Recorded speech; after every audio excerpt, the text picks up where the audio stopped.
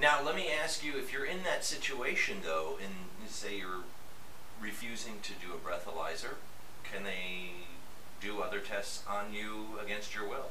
They can in a felony situation. Okay. In South Carolina, if you are charged with felony DUI, Okay. and Skip, what that would be causing, now a lot of people think, they hear felony DUI, and they think somebody had to die. Right.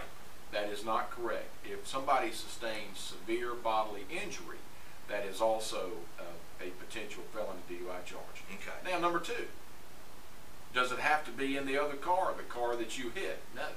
It can be a passenger in your car, okay, that can be severely injured or die, and you're still going to be charged. So in those situations, they have the statutory right, the police have the statutory right, Skip, to force submission to a blood test. Okay. But in a misdemeanor situation, it is only a breath test, and you can also be offered a urine test. Now, the urine test is primarily for drugs, be them illegal drugs or legal prescription medication. I mean, we can talk for the next 2 hours about the landscape of prescription medication. Oh, I know. And how that has changed.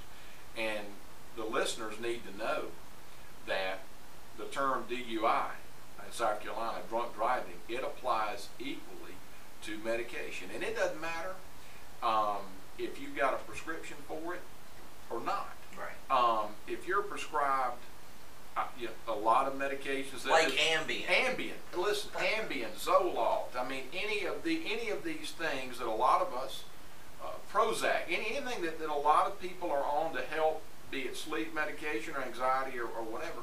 If you're on that, and you can be charged, that can be the basis of a DUI charge. And Skip, that is generally going to come out.